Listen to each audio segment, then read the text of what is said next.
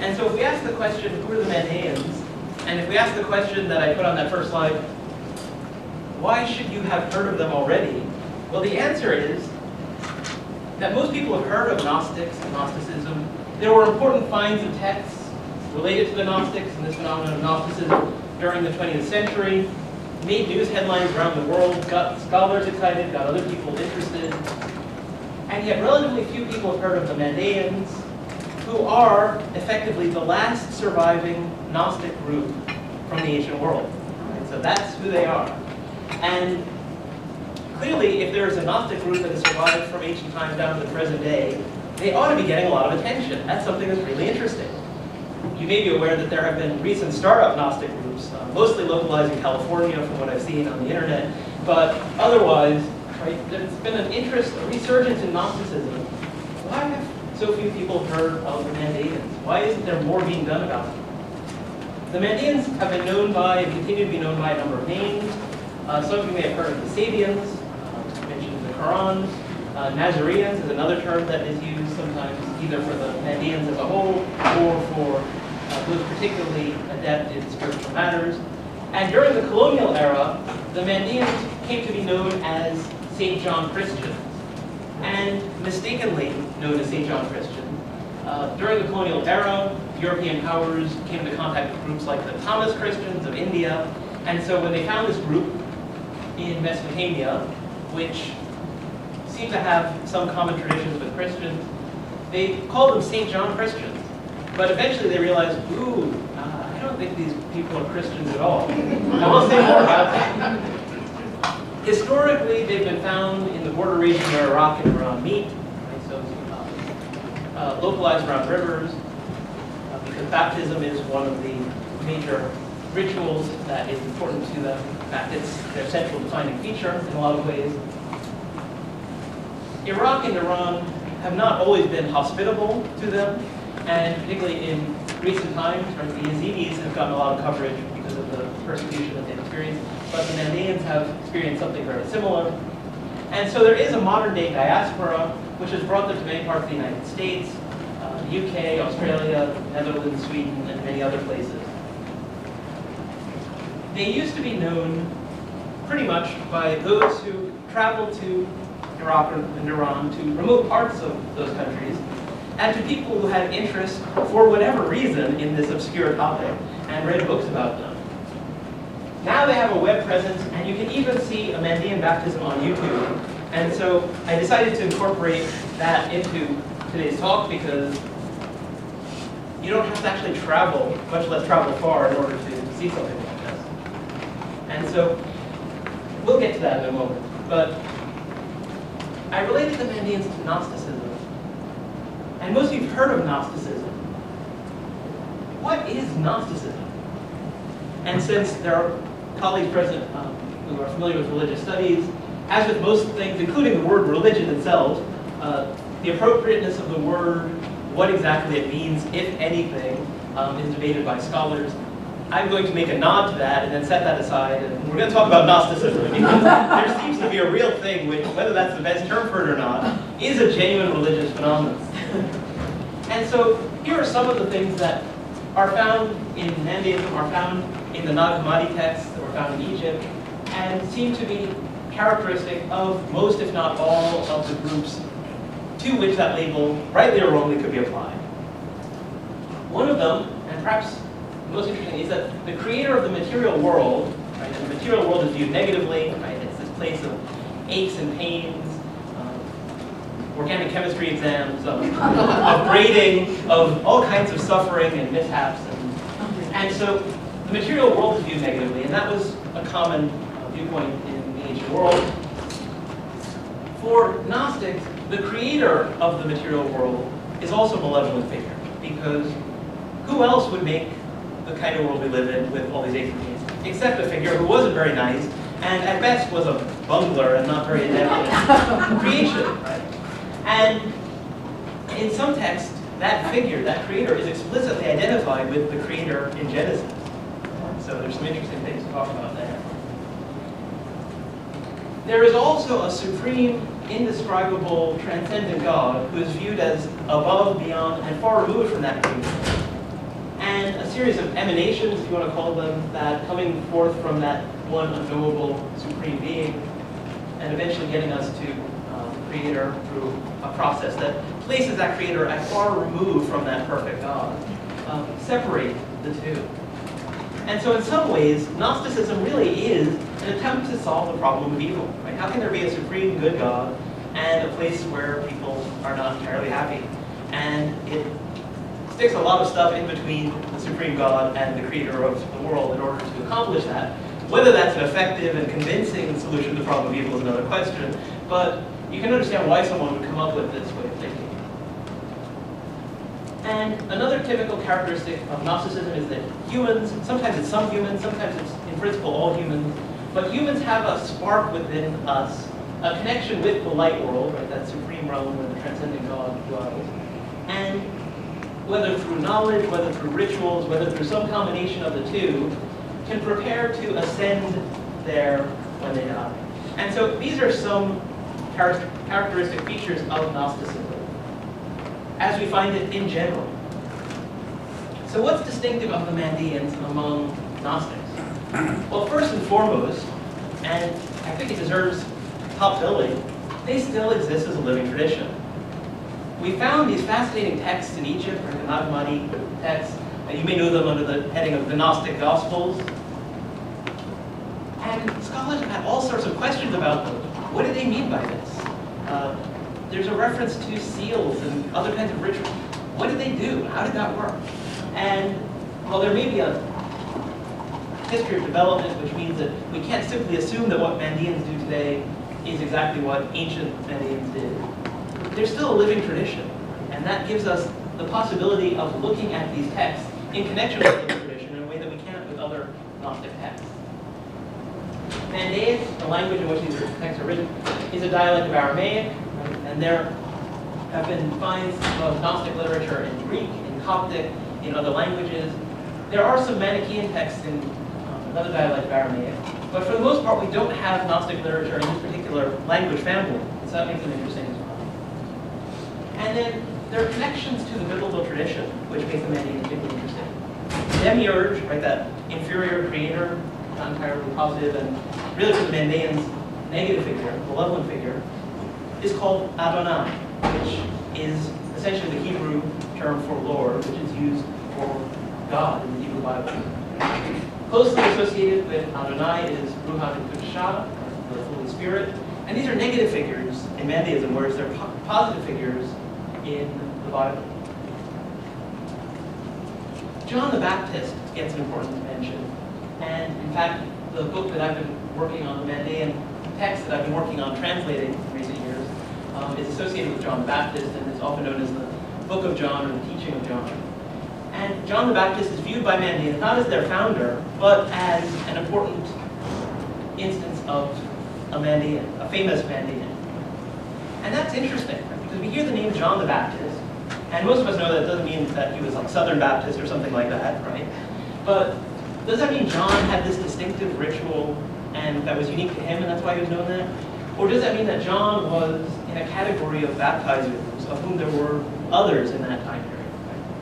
Right? And so in dialogue with the Mandaean literature and tradition, there are interesting questions that we might ask about John the Baptist.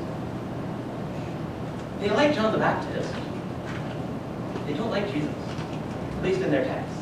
They have a negative view of Jesus. They view him as an apostate Mandaean. And I'll say more about that as I summarize for you one of the stories that they have a version of, which is also found in the New Testament.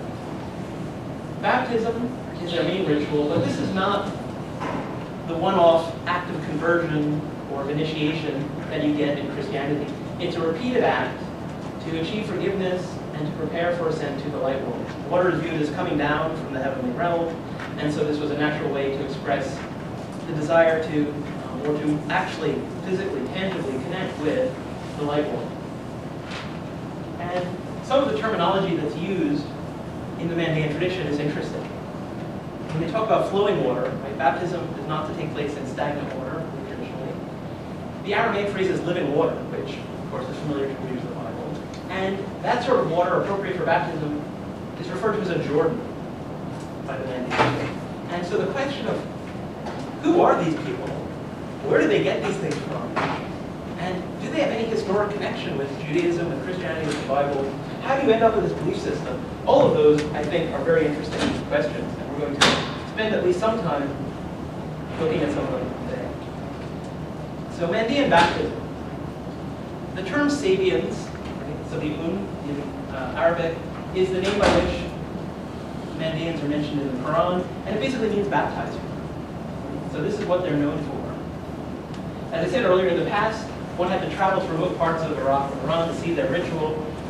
Occasionally happened in Boston at a conference, but it was largely not visible to people, even if they're interested.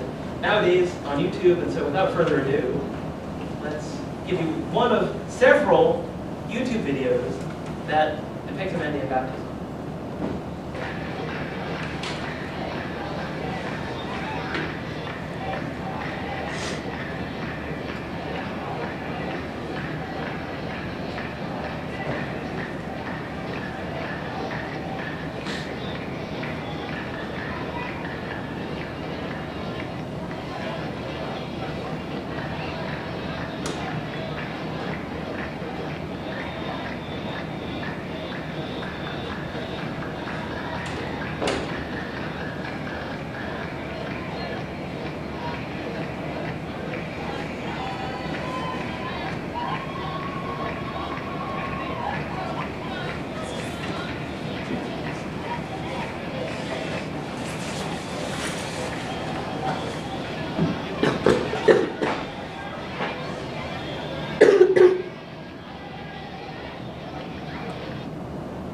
So this is one of the reasons why, as a professor, I don't complain about the internet.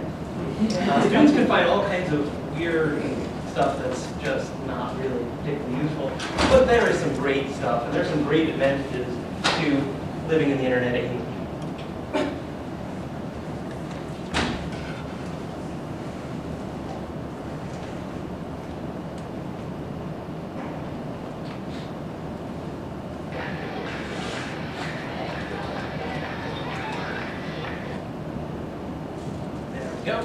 I knew there was a way to get past the video. Just briefly about the symbolism of Mandaean baptism. Right? Water is just thought to descend from above, from the light bulb. And that's very ancient symbol, right? The idea of divine heaven fertilizing the earth to bring forth seed is very ancient symbolism. The myrtle branch, which you may have noticed being inserted under the person's cloak there, on their forehead, right, also symbolizes life, fertility, often is used essentially as a protection against evil forces and things of that sort. And so the symbolism of baptism is again something that we can study in a way that we can't some other ancient rituals, because here we can ask Mandaean priests, what does this mean to you? And of course sometimes priests make things up in order to keep people happy. But we do actually have some texts that talk about the symbolism, and whether those explain the original reason for doing some of these things is something scholars will always debate. But at the very least, we have sources of information, which makes it very interesting. Let me talk about the texts as well, because I'm a textual scholar first and foremost. Most of what I've done in relation to the Mandaeans has been work on translating and subsequently working on commenting on and explaining one of their texts, which had not been translated into English in its entirety previously. So Mandaic is a dialect of Aramaic, and you can see the script there. One thing that's interesting about this dialect of Aramaic is that it's written with vowels, and so Semitic languages usually are not, have vowels added later, but this is a script that includes symbols for vowels. Another thing that's interesting about this script, this alphabet, is that there's no known secular usage of it. And so we find it in what are known as magical bowls. I'll show you some examples of those, in amulets, and in Mandaean scripture and sacred texts. And that raises some interesting questions about the Mandaeans. Is this a separate community and linguistic group, or were they part of another community of Aramaic speakers, perhaps a Jewish community in Mesopotamia, which also had a special script that they used for magical and religious purposes? So their alphabet and their language is interesting for a number of reasons. Magic bowls are very cool, And there's not a lot else that I can say from a scholarly perspective about them. We find them, and sometimes they have incantations on them, so we know that they're used for magical purposes, but we don't have a lot of detail about how they were used. Did you put two of them together and try and keep the demon in there, and then that gives you protection from them? But what we find is that these things exist, and one of those, right, the one that's on your left, is a Mandaean magical rule. This one is written in the square script that many of you will know from Hebrew, but was first and foremost the Aramaic alphabet. And so we find both, and sometimes we find both within the same community. So again, that raises the question of who are these people and how do they relate to other Aramaic speakers in that part of the world? Mandaean literature. Their most important sacred text is known as the Great Treasure in Zarubah. It's never been translated into English in its entirety. The book or teaching of John, another one which now we can say has been translated into English in its entirety. We got an NEH grant and we're working on that. Not all of it is uploaded onto our site yet, so you can't read all of it. But parts of it are there. And so Google us and you can find that. There are texts which have been translated previously. The Canonical Prayer Book, Goethe, which is a very small, obscure, difficult text, but which has references to Mesopotamian kings and things of that sort, which give us snippets of what may actually be historical reminiscences of these people, and thus clues to their movements and their origins. There are a variety of esoteric commentaries on their rituals, explaining them for priests, things of that sort. And among these manuscripts, some of them are illustrated. And I'll start you off just to give you a glimpse of that. Here's an actual facsimile of a Mandaean illustrated manuscript that a scholar who works on their art brought to a conference that I attended in Oxford. And I'll have some pictures that will do slightly better justice, not much better justice, but at least slightly better justice to some of their art. I wanted to include this picture because it gives you a sense of the context, that you have these illustrations within, literally within the sacred text itself. And so there are depictions of the earth and trees and the light world, particularly trees and types of plants that are important to Mandaeans for symbolic reasons. There are depictions of light world figures. Abathur, who was sort of the great judge, the guardian of the purgatories, right, weighing people's deeds and scales, other figures. And one thing that I think you will immediately notice looking at these examples of illustrations in the manuscript is that there's a very distinct kind of art. And there's, again, a scholar who attended that conference and who brought that facsimile scroll talking about some of the details of the art from the perspective of art history. There's a distinctive artistic style in these scrolls, which is very interesting as well. And we could easily have spent a long time just talking about the scrolls themselves if we wanted to. The scrolls have, for the most part, at the end of them, something which also is very interesting for scholars looking at them. Copying a sacred text is a religiously meritorious act in Mandaeism. And so what that means is that you want to get credit for your religiously meritorious acts, right? And so scribes would add their names to the list of scribes who copied the texts before them. And so Bjorn Buckley, who's probably the only scholar in the world who works almost exclusively on Mandaeism, has written a book called Great Stem of Souls, which tries to trace those lineages, noticing historical references among them, comparing manuscripts to get a sense of when these people lived and how much time passed between various scribes. And she tries to make the case that you can actually trace some of the oldest texts of the Mandaeans back to at least the 3rd century, which of course is when we know there was a revival of this, or a widespread popularity of Gnosticism.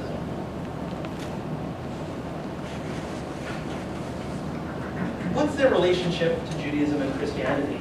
And this is a question that particularly interests me. And I put that slide up there because this is an example of the Mandaeans adopting to life in a different place. And so they don't have access to a river and don't make the temporary cult hut that they normally would.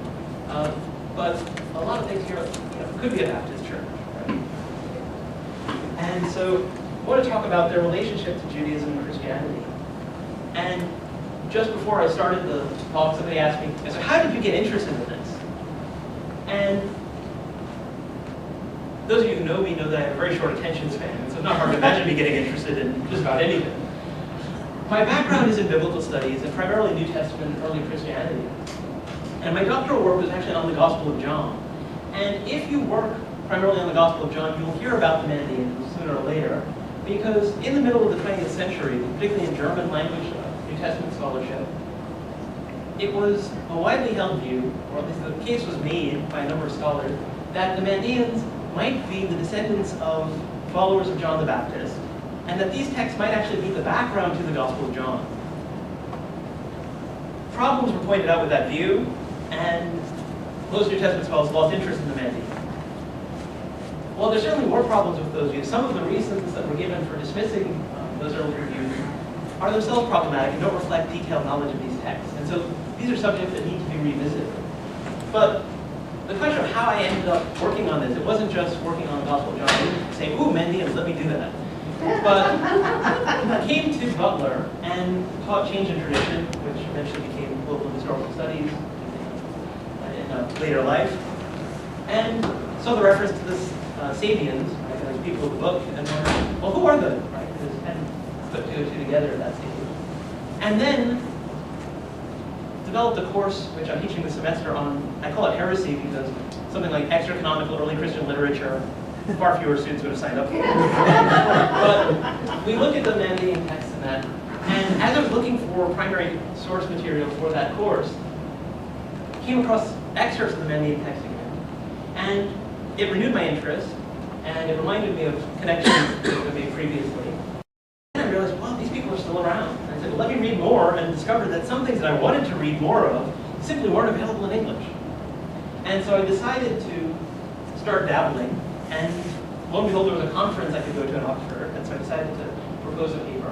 And what I discovered is that you wouldn't need a room this size to gather all the people in the world who do anything related to Mandaeans. Whether as ancient texts, as modern religion, their humanitarian crisis in the present day, any and all aspects, people came. A number of Mandaeans from the UK also attended that conference. And the conference room was smaller than the one we're in now. And there were a few people missing, but most of the people in the world who work on this were there. And easily a dozen or more topics were mentioned during that conference about which all that could be said was, it would be great if somebody worked on this. Because we really need answers, but nobody's done it. That's very different from my own field of New Testament. It's crowded. Like, trying to come up with something new to say about the New Testament is a struggle. And so this was a field where it was like, you want to come and do some dabbling? You would be very welcome. And so that kind of welcome can keep you interested. If we look at their texts, as well as some details of their rituals, on the one hand, I've already mentioned that there are some what we might call anti-Jewish and anti-Christian elements, and that's common in religious polemic in texts. Right? There are anti-Jewish and anti-Christian elements in Jewish and Christian texts as well, if you're familiar with that. Right? But there are also similarities to both. And you'll notice here, for instance, the banner that's used, right? And the focus is on the banner. The banner is what's important. But it's draped across, essentially a crossbeam. And so that imagery looks kind of Christian. And the one that's on your left there definitely shows Christian influence because we usually depict, often depict the Holy Spirit or Jesus or something like that. In Christian tradition, the Holy Spirit's not a positive figure in Mandaeans, right? And so here they're actually adapting and borrowing in interesting ways. There are similarities, there are differences. One thing that I recently focused on in some work I was doing is that there are frequent mentions of Jerusalem in Mandaean literature. There are more mentions, essentially, per page, if you want to find a way of calculating, than there are, for instance, in the Babylonian Talmud, which is a Jewish text which you'd expect to mention Jerusalem, and it does, but not as frequently as the Mandaean texts, which come from Mesopotamia as well. And so, why do they mention Jerusalem? And what's more, why do they blame the destruction of Jerusalem on Jewish authorities having persecuted Mandaeans?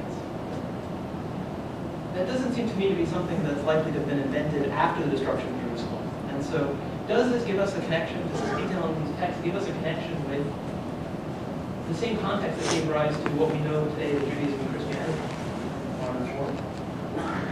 Terminology themes. Sunday is their sacred day.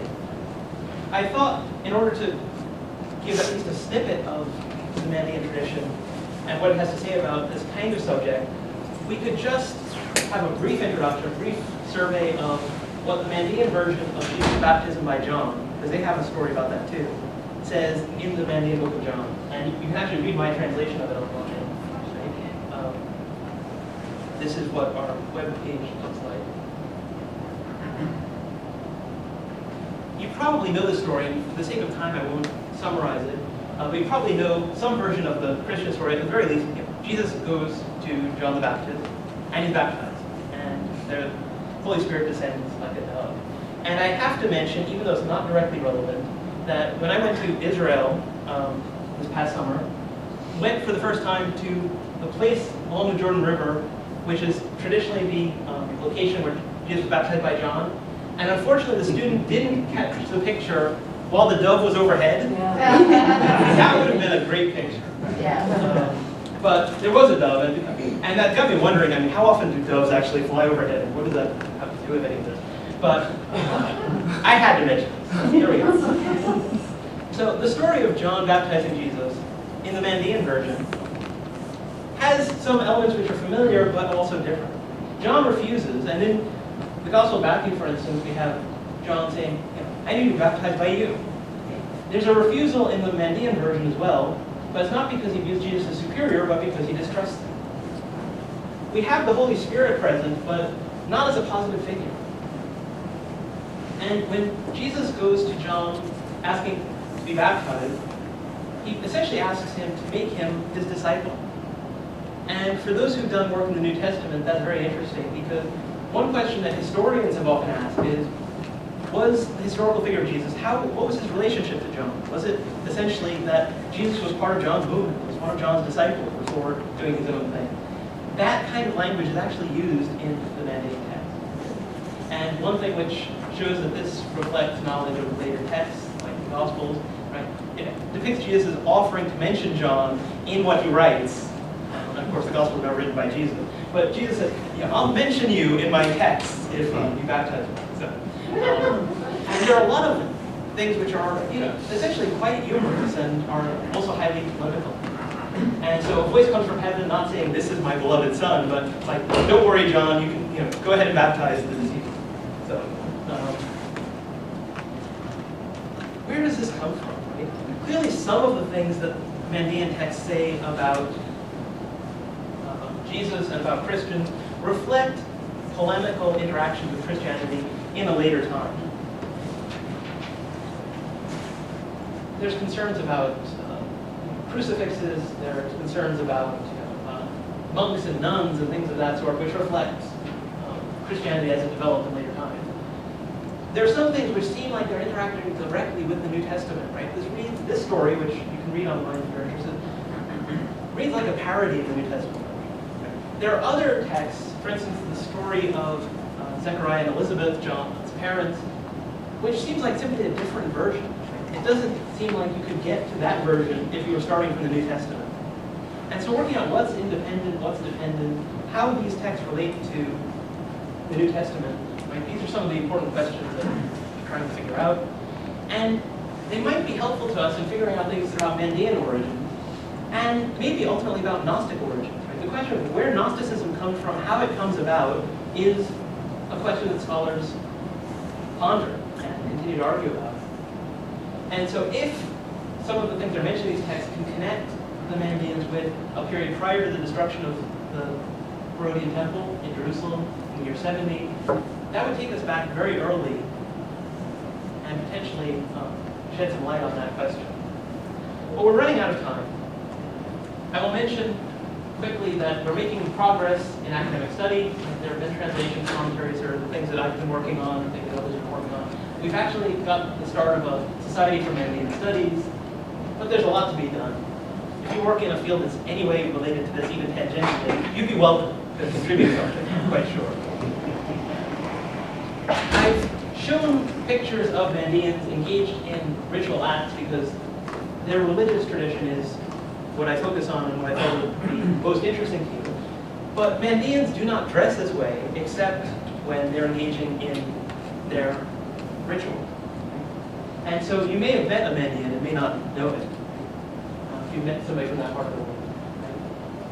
The estimates that I've heard that seem most reliable put their numbers in the tens of thousands, not more than that.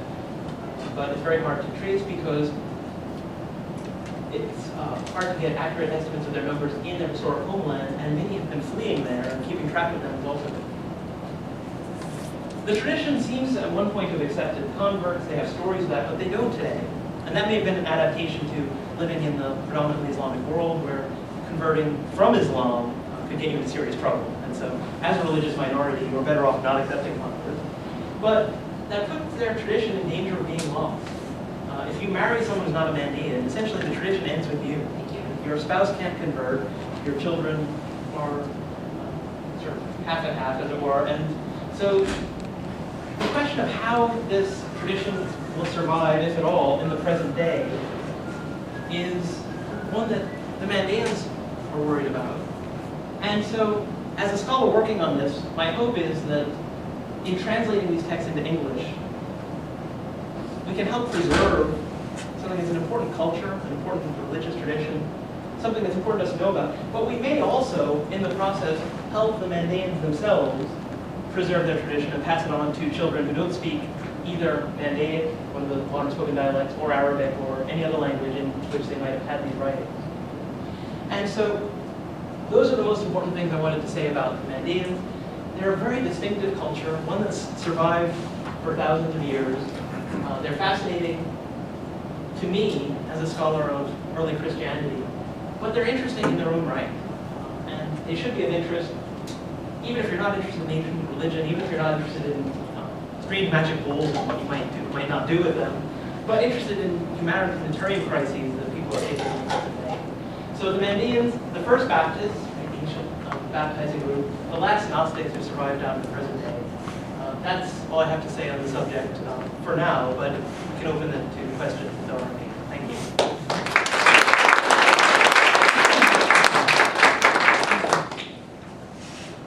I have a really quick question about the ritual that you showed. Is the clapping part of it?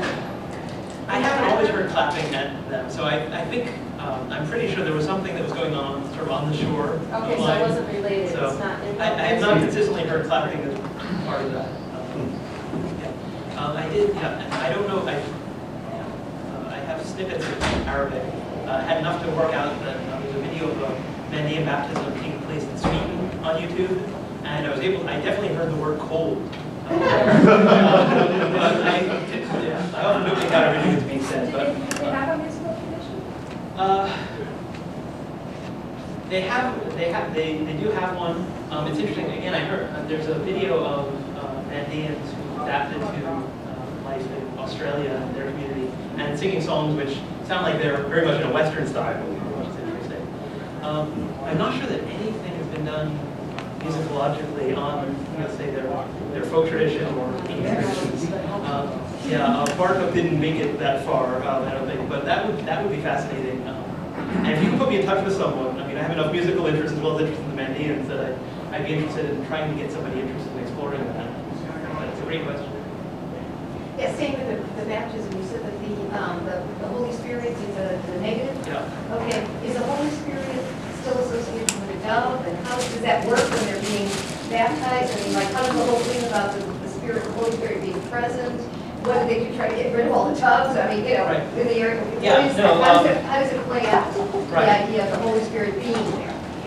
Yeah, well, the Holy Spirit is mentioned in the story about Jesus being baptized. But she's basically there to cause trouble. One of the interesting things is that we have this word, which is the same word that means holy in Arabic and Hebrew. It's a related term. But because it's a negative figure, does that word mean what we mean by holy, or is this infernal? Is this something else? Does this have a different connotation?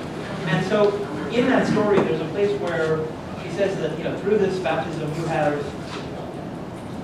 you could translate, sanctified me and my children.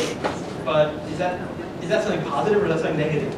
What's happened as a result of that? The Spirit is viewed as essentially the consort of Adonai, which is and as the mother of the 7 planets, which are viewed as malevolent celestial forces. But the dove is not normally associated with Mandaean baptism, and the Holy Spirit is not there, except to the extent that by connecting with the light world, we're trying to escape from under her influence and from the influence of these malevolent celestials. And so that's why I noted that bit of what looked more like Christian than Mandaean imagery there. Other questions? I have one more. I have to go to class. So you mentioned that that people who marry outside of religion, that they can't have converts, and their children are sort of half and half, and so sort of in this not quite the same. Is it? I mean, I'm thinking of like Judaism, when someone who's Jewish marries somebody who's not Jewish. As long as your mother's Jewish, you're Jewish. Okay, so I was wondering, is there any of that? Like if one of the two, if the spouse is either male or female, if the child then is automatically Mandaean? There isn't a tradition of that. The Mandaeans are talking about this a lot because they're aware that their tradition is in peril of being lost. And so, at the very least, allowing children of marriages outside of the faith to be raised in the faith and then considered to be continuing that tradition is something that has been proposed. But it's essentially adaptation of a tradition to a situation that's different. And so, emphasizing marrying within your faith was a good survival mechanism when you had a particular geographic location that you were located in and things like that. It doesn't work so well when you're adapting to someplace else. It's not tied to the journal or it's not. It's traditionally that if you're of Mandaean heritage, then you're usually born into a tradition. So they don't have a ready-made answer to that. Yeah. But just in a little bit, when I saw you talking, I looked it up a little bit. There was something about with the Mandaeans for a long time, at least in the Middle East, got a pass. They were considered to be, or I read, that they were considered to be people, I forgot the term, sort of people of the Bible, so therefore they could exist in the Arabic country. They were old people of the old religion. They were mentioned that they had some legitimacy. But apparently that has now been removed, that stamp of approval or whatever has now been removed. Well, it's kind of come and gone with that. And I'll tell you a little bit about that story. So there's a phrase which is actually people of the book. Okay, yeah. Which covers Jews, Christians, so groups that were viewed as essentially monotheists in the same tradition as Islam, and thus as having and existing prior to Islam and having some legitimacy. Right? Islam recognized the legitimacy of other prophets, provided that they talk about the one God and so on and so forth. And the view is that the Mandaeans probably codified many of their texts in that period in response to the arrival of Islam in order to make clear that we have a book. And so some of these texts seem to reflect editing in that period, but there are Mandaean texts which altogether lack Arabic loanwords and things like that, which is unusual in Aramaic literature that is written after the arrival of Arabic in that region.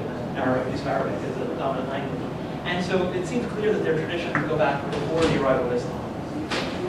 They seem to have gotten approval as people of the book under that name of Sabians. But there's another group that's known as the Iranian Sabians, who basically worshipped astral deities and clearly were polytheists and had a similar name for themselves. And whether they adopted that name in order to try and get approval in an Islamic context, but they really muddied the waters in terms of what is a legitimate Sabian, who is the Quran talking about, and those kinds of questions. And so as a result, the question of whether the Mandaeans have this status and are protected people and should be left unmolested, or whether they don't have that status, is something that legal experts within the Islamic tradition have debated.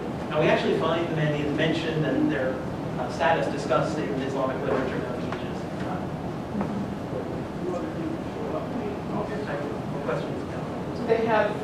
priests or pastoral sorts of Yeah, people? priests. How do they function in the community? I mean, their main role is forming those baptisms, but they are also very much viewed as spiritual leaders. It's interesting that the term, which comes to mean priest, is derives from the Aramaic word that means disciple. And so it's an interesting, when Jesus goes to John and says, "Let me become your disciple," on the one hand, that term in later times means initiate me into the priesthood. But in the context of that story, it doesn't seem like it's talking about that. And so it seems like it may actually reflect the earlier meaning of that as disciple. But essentially, the priest's role is as religious experts. As with a lot of Gnostic traditions, there are mystical aspects of the tradition which you don't tell just anyone. Right? And so a lot of Mandaeans would say, we understand that baptism helps us achieve forgiveness, helps us achieve purification from sins and things of that sort. But if you ask them about the details, a lot of them haven't read their texts, don't know a lot of the details even about, well, why do we do this in the baptismal ritual? And so the priests, more than anything else, have historically been the sort of the guardians of the texts and of the traditions, of the rituals and their correct practice, but also their interpretation.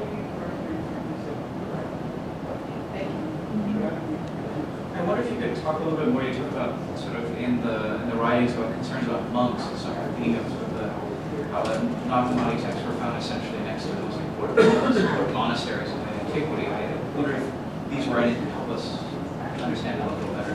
Sure. And what they say about, they blame Jesus for nuns and monks, and basically their complaint is that this practice of celibacy, this cutting off of childbearing, is in fact something that they do negatively. So, and that's something that's interesting about the Mandaeans among Gnostics, right? Some Gnostics took a very, very negative view of sexuality, of marriage, of childbearing, things of that sort. The Mandaeans don't view it in that way. And that is another one of their distinctive features. So, and figuring out how they ended up with the distinctive view that they had is a historical puzzle that I honestly couldn't give you a definitive answer to at this stage. I'm not sure whether anyone will ever be able to, but it's a very good question. Do they have connection to other Gnostic groups? I mean, if we're looking at other Gnostic movements and other places, we find mentions of them, or are they sort of self-contained, as far as we know?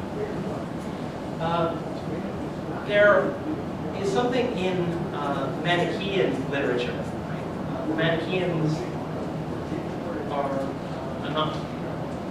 I guess you could call them a Gnostic group, a very distinctive one with some very, very unusual beliefs that are not found in any other Gnostic group. But they clearly knew the Mandaeans. We have them borrowing Mandaean tradition. And so there are some things that are known as the Coptic Psalms of Thomas, which are Manichaean psalms. And among them, there's some which are clearly borrowed from the Mandaeans. And so if those could be associated definitively with Thomas, who was a disciple of Mandaean, then we would have a very clear date anchoring them to before that time. But there have been debates, as always, about is that text actually connected with that Thomas or with someone else and things of that sort. But they use Mandaean text.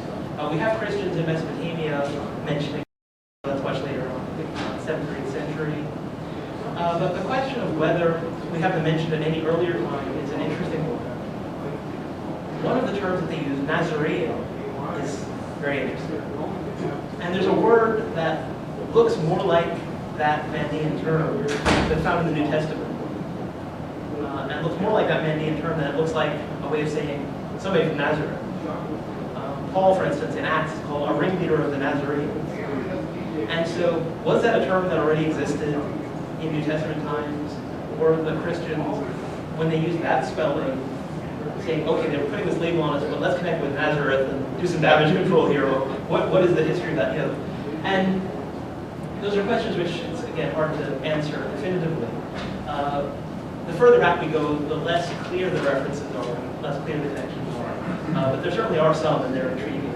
And there are also similarities to, say, the Nag Hammadi texts, which suggest that, it's clear that there's a shared tradition, even if we can't pin it down very precisely. Then we connect that to the Nazarite vows and practices that all those enchanted guys, and so I have to wonder. Yeah, that seems to be, I mean, linguistically, that seems to be a different spelling, a different term. But yeah, they converge and they get confused in Christian literature.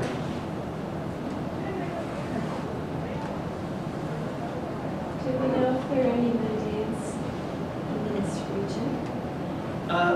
I was contacted by one who then moved away, so yeah. I'm not aware of any real local presence. There are certainly Mandaeans in other hubs, places like San Diego. One of the reasons why I brought my family with me to the recent Society of Literature conference in San Diego is that there's a Mandaean there who's actually an example of what I was talking about. He married outside the faith, but we also did something which Marguerite and I also did, which married a Romanian, and so I wanted to introduce him and his wife to me and my Romanian wife and make some connections. But they're one of these cases that the Mandaean community is trying to figure out how to deal with. I'm not aware of any significant Mandaean presence here, and the one person who got in touch with me who was here was sort of passing through and had not found other Mandaeans to connect with. But most of the big hubs, New York, Boston, San Diego, there's often a presence. I just sort of a trivial follow-up to that. In your list of where they had immigrated to, most of them I could understand in terms of economics and geography, but how did Sweden come into this? I don't actually know the story behind it. There are a lot of groups. I was just in Sweden last summer and I saw some astonishing groups of people in downtown Stockholm kind of sharing their faith practices, and the Swedish people mostly walked around and ignored it. Some of them sort of sneered at it, but there seems to be an influx of little niche groups trying to find some place. I could understand England or whatever, because that's a tradition, or if they had gone to France or whatever. Sweden seems just climate-wise a little bit different. Yeah. I mean, even England and Scotland are stretching the boundaries of the comfortable. I wonder whether Sweden has some favorable laws regarding asylum that might be part of it. I seem to recall something along those lines, but I'm not entirely sure.